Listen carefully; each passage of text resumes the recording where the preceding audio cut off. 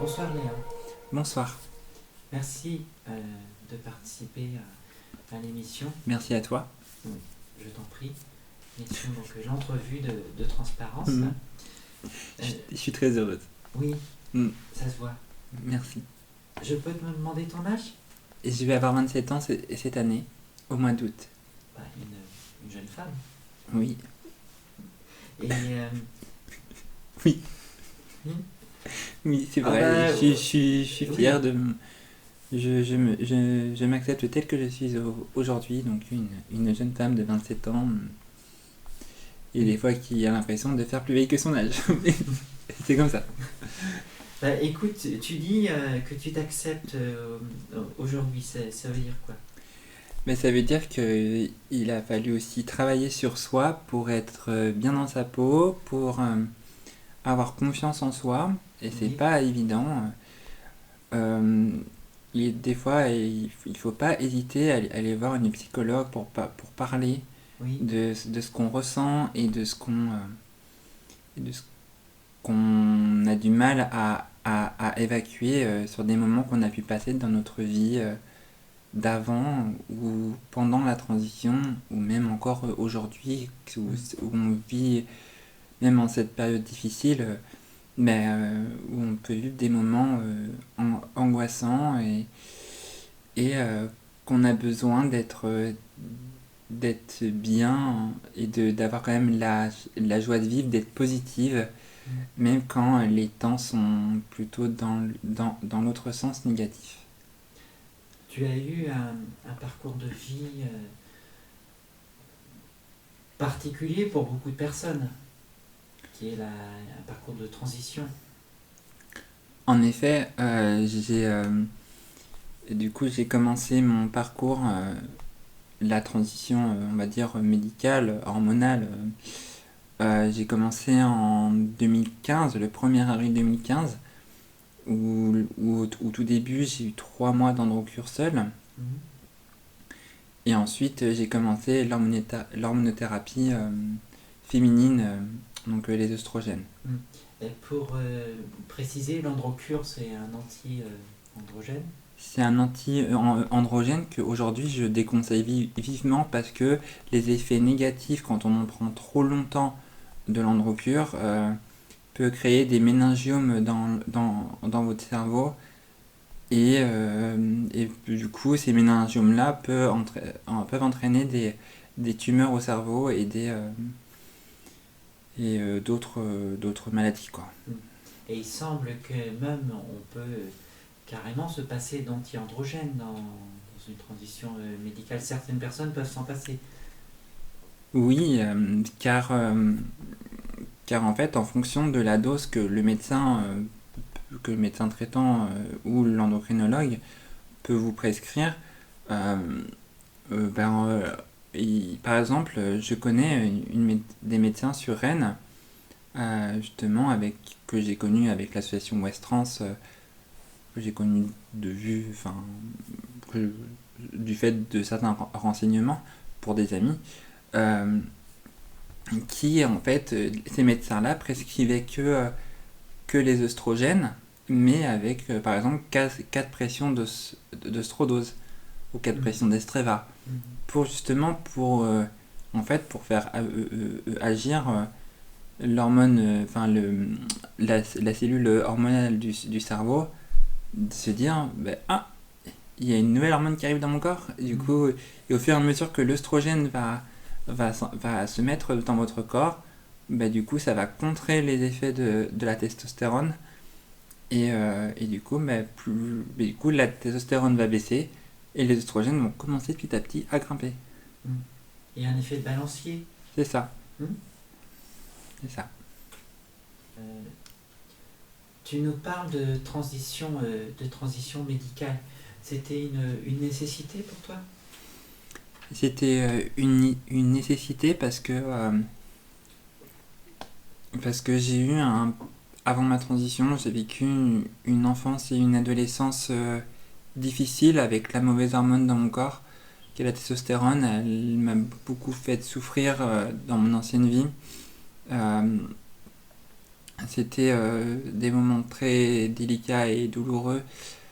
Euh, C'était cette hormone masculine qui du coup qui s'est développée au fur et à mesure de l'adolescence me faisait me rendre de moins en moins bien dans ma peau et du coup ce qui faisait que à l'école, au collège et au lycée euh, me rendait de plus en plus seul et puis réservé et encore plus introverti. J'étais vraiment emprisonné dans mon esprit était vraiment emprisonné dans dans un corps qui m'appartenait pas, donc qui me correspondait pas, avec vraiment aussi une dysphorie génitale qui était absolument enfin je la supportais vraiment pas et après voilà depuis le 13 janvier 2020 du coup j'ai eu cette opération génitale la vaginoplastie que j'ai faite sur Lyon avec le docteur Terrier et ça s'est très bien passé. Aujourd'hui, j'ai des bons résultats. J'en suis très contente parce que les dilatations, c'est très important de les faire, être bien organisé, bien méthodique et être aussi dans un endroit aéré, enfin pas forcément aéré, mais propre, hygiénique. Euh, et du coup, bah, oui, au collège et au lycée, j'ai subi du fait que les gens, du coup, que les jeunes aussi, que les jeunes autres ados voient quelqu'un qui est de plus en plus mal dans sa peau. Ils n'hésitent pas pour en rajouter une couche en vous harcelant, en vous menaçant de mort, en vous traitant de tous les noms, en vous, ouais, en vous prenant pour une grosse merde, pour être franche. Euh, à l'époque, j'avais des copains, mais ils sont vite partis. Dès que j'annonce ma transition, ils sont vite partis. Euh, donc, ouais, j'ai dû reprendre une vie vraiment tout à zéro. Je pense que, en fait, j'étais tellement mal dans ma peau que pour moi, à un moment donné, c'était devenu une histoire de vie ou de mort. Et à l'âge de 18 ans. Et, et quand, et quand et quand ça t'arrive, bah, tu prends conscience qu'en fait, que c'est le moment de faire quelque chose. Quand on n'ose pas parler à ses parents de la transition, parce on a peur du rejet, on a peur du regard des gens aussi. Qu'est-ce que les gens vont penser de toi? Est-ce que c'est la bonne chose? Est-ce que je dois pas aller voir une psychologue, comme m'a dit mon père? Euh, Ce que j'ai fait. Mais du coup, ça m'a encore plus poussé à faire ma transition. Quand j'ai fait mon coming out à mes parents en mars 2014, la première réaction qu'ont eu mes parents, c'est va voir un psy. Ok, je vais voir un psy. Et ben au final, le fait de parler avec la psy et qu'elle m'ait posé des questions pour que je puisse lui répondre et que lui dire ce que je ressens, ça m'a encore plus poussé à faire ma transition. Et du coup, bah, depuis le 1er avril 2015, et c'est pas un poisson d'avril, du coup, j'ai commencé ma transition médicale. Après la transition d'administration, on va dire, j'ai commencé, on va dire, pour faire les démarches pour avoir les hormones, LLD 31 et compagnie. Euh, j'ai commencé ça en octobre 2014. Voilà. On sent beaucoup d'émotions dans dans ton, dans ton parcours, dans ton expérience.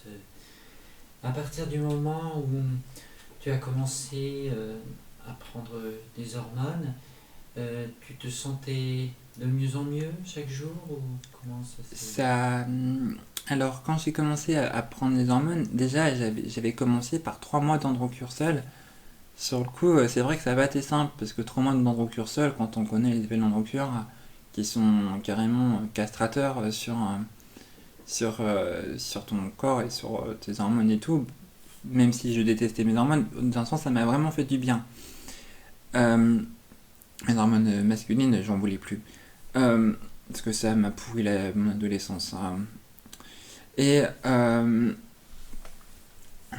et puis en même temps, dans mon ancienne vie, du coup, quand j'ai commencé à me féminiser et tout ça, c'est. Enfin, tout de suite, quand je portais des vêtements féminins, j'étais mieux dans ma peau. Quand je me maquillais, même si c'était pas super bien fait avec une perruque dégueulasse, une perruque Tout de pas suite, très tu cool, étais c'était. dans le bien-être en J'étais fait. quand même dans le bien-être et pour essayer de me sentir moi-même en fait. Et, euh, et oui, quand j'ai commencé, oui, ma transition hormonale, ça a été libérateur et j'ai pu enfin me dire, c'est cool en fait, ça y est, je peux devenir enfin moi-même. Après, voilà, j'avais pas encore à ce moment-là l'organe génital que je voulais, parce que j'étais pas encore opéré. Je commençais tout juste les démarches pour mon suivi à Lyon euh, avec le Gratis de Lyon, donc par la Sofect, hein, parce que j'avais pas le choix aussi, j'ai pas les moyens financiers d'aller me faire opérer à l'étranger. Euh, mais euh, mais voilà, enfin c'est vrai qu'avoir les hormones, c'est quelque chose quand même de libérateur, Hmm. d'important. Tu as eu envie d'aider les autres, ça depuis longtemps? Oui, en effet, depuis longtemps, parce que quand j'ai pris conscience qu'il fallait que je commence ma transition, en fait, tout de suite, je me suis dit, oui, mais il y en a peut-être d'autres qui sont dans la même situation que toi, et qui sont peut-être dans la galère aussi, qui ont peut-être besoin d'aide, de repères, qui ont besoin de, d'être bien dans leur peau, qui peut-être qui sont sur le point de se tuer, parce que j'en ai eu. J'ai des amis je connaissais des personnes que j'ai aidées qui à la fin qui m'ont dit merci Léa, tu m'as sauvé la vie. Et ça pour moi, enfin pour moi en fait c'était avec beaucoup d'émotion, mais mais j'étais hyper contente pour elle surtout. Et aujourd'hui elle est bien dans sa peau et c'est pour moi les personnes à qui j'ai aidé, je ne cherche pas du tout à être redevable de quoi que ce soit. Je veux juste aider les gens tout en aussi se protéger soi-même. C'est quelque chose de parce qu'il faut pas non plus s'oublier. C'est bien d'aider mais il faut pas s'oublier. Voilà. Et en fait et après j'ai commencé mon parcours un peu mon parcours aussi associatif et Et j'ai rencontré de belles personnes aussi, comme de moins belles personnes. Il y a pas, enfin, des fois, on peut croiser des bonnes personnes comme des mauvaises personnes. Mais après, le principal, il est pas là. Le principal, il est dans les actions. Le principal, il est sur le terrain. Qu'est-ce que la réalité trans? Qu'est-ce que ça fait vraiment de faire un parcours dans la vie de tous les jours?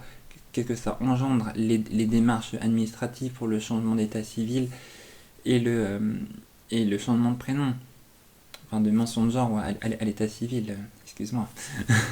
Donc voilà, c'est beaucoup de temps aussi à passer, mais ça vaut vraiment le coup de faire ça vaut vraiment le coup de le faire quand on est motivé, quand on en a le besoin, quand on se sent prête vraiment à faire toutes ces démarches. Et, et en fait, c'est ce qui nous permet d'avancer dans la vie future. dans l'avenir, dans nos projets personnels, professionnels, sociétal, culturel, tout ce qu'on veut, quoi. Tu as trouvé du travail assez facilement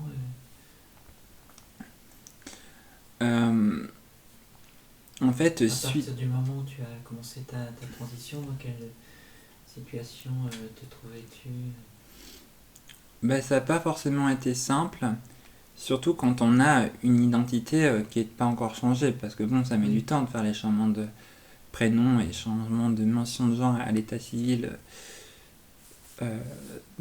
donc qui est au tribunal, et puis changement de prénom en mairie, depuis la loi de novembre 2016. Du coup, en fait, j'ai trouvé du travail au début via des filons dans le nettoyage. Et du coup, de fil en aiguille, j'ai souvent travaillé dans le nettoyage. Mais au fond, après, ça me plaisait pas tant que ça. Mais bon, vu que j'avais besoin d'argent, pour gagner ma vie, et je faisais ça. Mais ce n'était que alimentaire. Et puis aussi, au fur et à mesure d'une transition, j'ai remarqué que nos goûts pouvaient changer. C'est-à-dire qu'à un moment donné, je voulais faire une formation dans tout ce qui est social avec un BEP, ASSP et tout ça. Et puis finalement, je me suis rendu compte que non. En fait, ça collait pas. Et puis j'étais pas forcément plus intéressé que ça. Et puis là, il y a pas longtemps, il y a quelques semaines de ça, je me suis rendu compte qu'en fait, que j'allais revenir à un métier en lien avec mes compétences et mes connaissances informatiques. Du coup, aujourd'hui, j'ai choisi de faire une formation de développement web et de web mobile avec Pôle emploi ou avec une autre école en informatique, peut-être sur Lyon. Je suis en train de voir ça actuellement, sur Nantes ou sur Lyon. J'ai une piste E à Lyon et puis après, faut que je vois les écoles sur Nantes. Tu connais bien Lyon ? Je connais bien Lyon parce que j'y ai vécu, d'une ancienne relation amoureuse, et les associations aussi, du coup, à travers ça. J'ai des amis à Lyon. Donc tu as du soutien à Lyon pour être installé assez facilement à Lyon. Oui, j'ai du soutien à Lyon et je sais que même si je trouve pas d'hébergement tout de suite à Lyon, je peux potentiellement être hébergé chez une amie le temps, enfin juste un temps, et pour que je puisse ensuite me débrouiller et puis faire des démarches à côté. Tu as une vie amoureuse ? Oui, j'ai une vie amoureuse parce que en effet, je suis trans. Je suis une femme trans lesbienne, pacifique, humaniste et fière de l'être. Et amoureuse d'une superbe nana qui s'appelle Zaya, qui vit en Suisse, et je l'aime de tout mon cœur.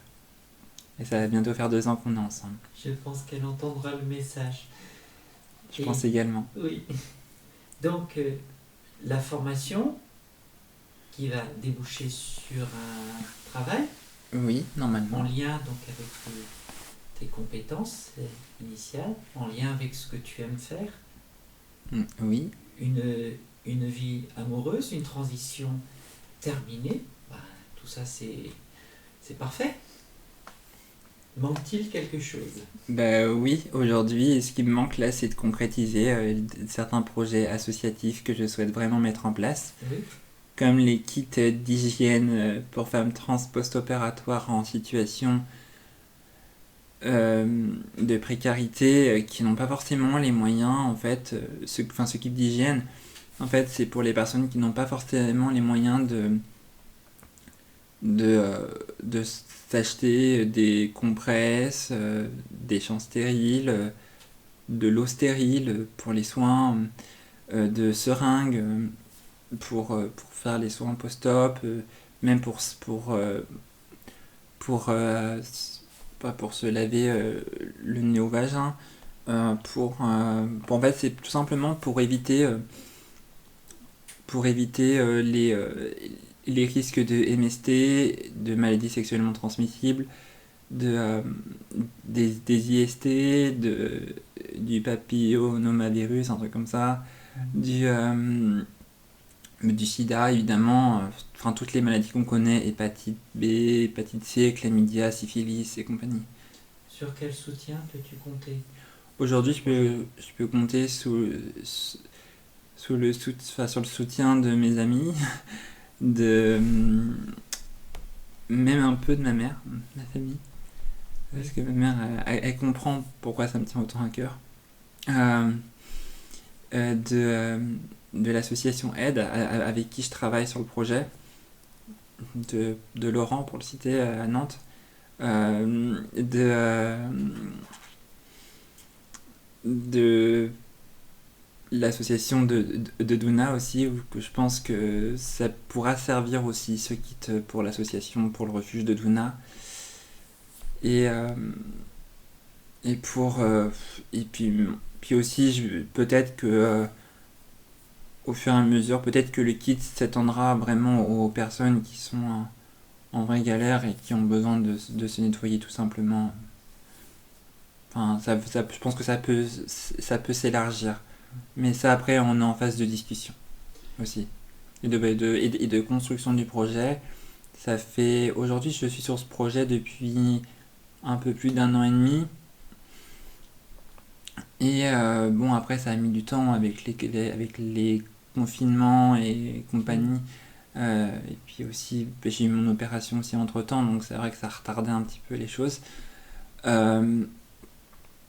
Mais j'y crois et je suis sûr que ça peut marcher en, en diffusant l'information, en, en faisant en sorte que toutes les personnes aient accès aux soins.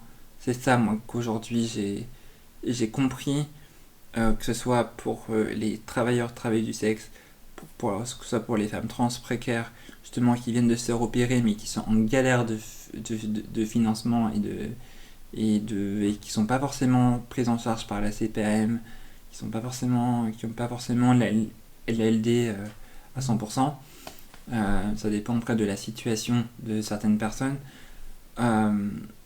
Donc voilà, c'est pour ça que ce kit il est extrêmement important, parce que c'est une question d'hygiène et on connaît en fait et je connais bien les risques quand on vient de se faire opérer. C'est très important de bien faire ses soins et de bien laver aussi après avoir fait ses soins. Et c'est pour ça que je fais ce kit, pour vraiment rendre service aux gens, pour qu'ils évitent d'avoir des problèmes de nécrose, que ça s'infecte et puis qu'ils aient des graves problèmes. Que les personnes aient des graves problèmes. Tu as l'impression que certaines personnes sont oubliées par l'État, En effet, je pense principalement aux travailleurs et travailleuses du sexe qui sont carrément oubliés par l'État. Elles sont livrées à elles-mêmes. Je pense que on leur met pas assez à disposition des soins même pour après des rapports avec des clients. Voilà. Tu penses qu'en France on est plus sur le répressif que le préventif? Heureusement qu'il y a une association comme à Paris avec Accept-ST qui vient en aide aux personnes travailleuses du sexe de Paris. Mais il n'y a pas que Paris, il y a aussi les provinces et il ne faut pas les oublier. Paris, c'est peut-être plus visible pour la population. Oui, Paris, c'est plus visible parce que c'est la capitale et il y a beaucoup de choses à Paris. Mais le problème, c'est qu'aujourd'hui, j'ai l'impression qu'on oublie un peu trop les provinces. Et que Paris, c'est pas la France. Paris, c'est la capitale de la France, oui. Mais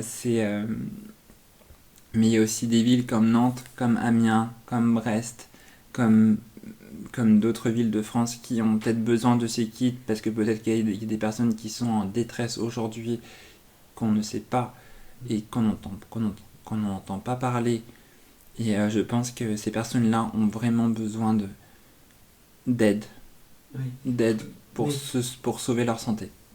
c'est très bien. Mais toi, qui va t'aider? Tu ne pourras pas réussir à étendre ce kit sur la France entière.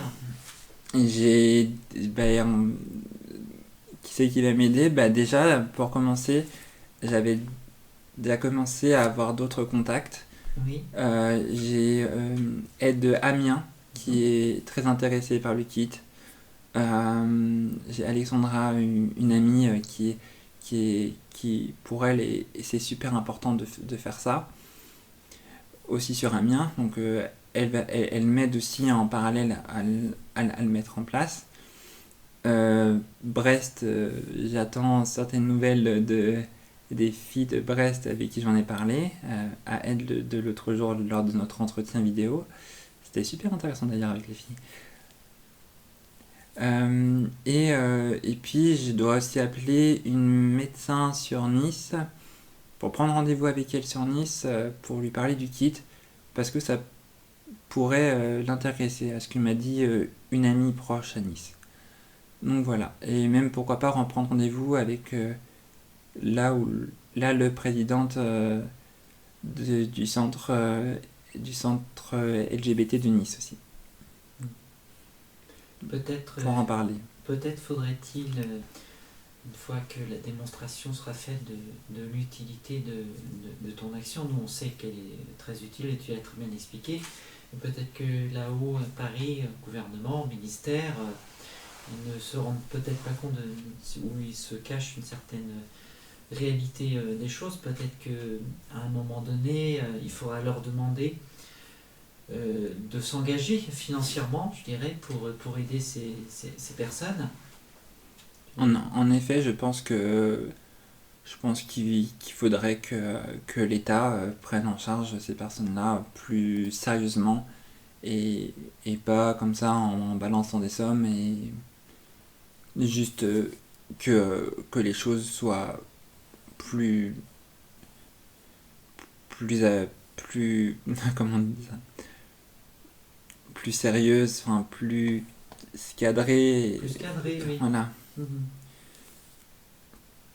Voilà. Mhm.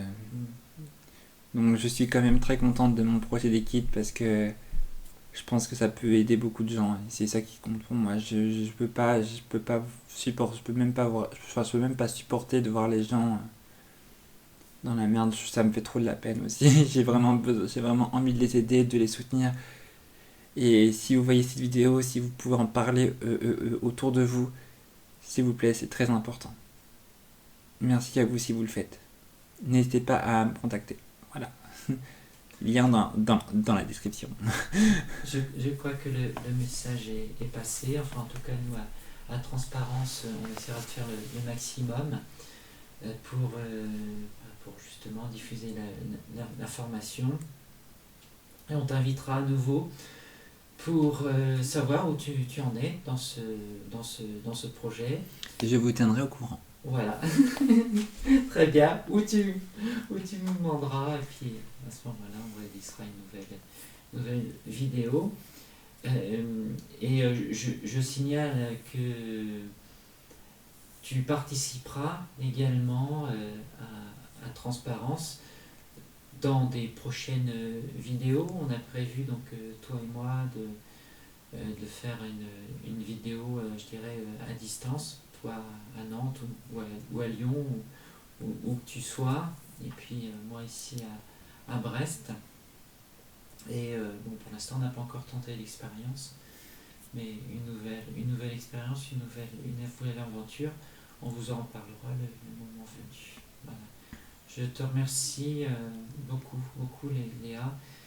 C'était très, très enrichissant, et puis j'espère que ça va aider beaucoup de monde.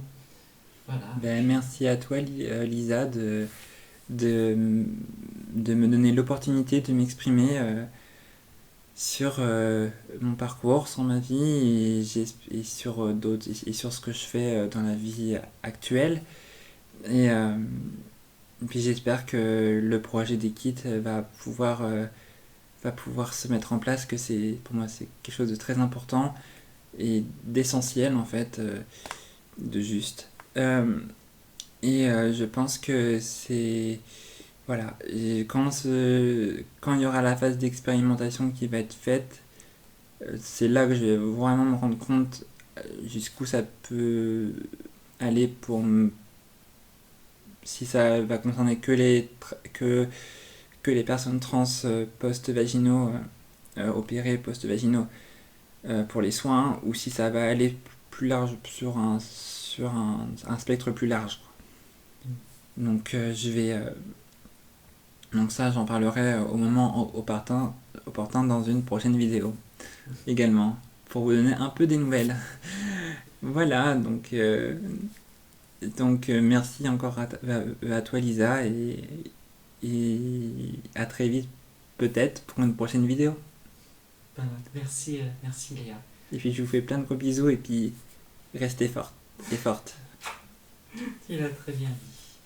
Voilà, aussi on t'embrasse. Au revoir. Au revoir.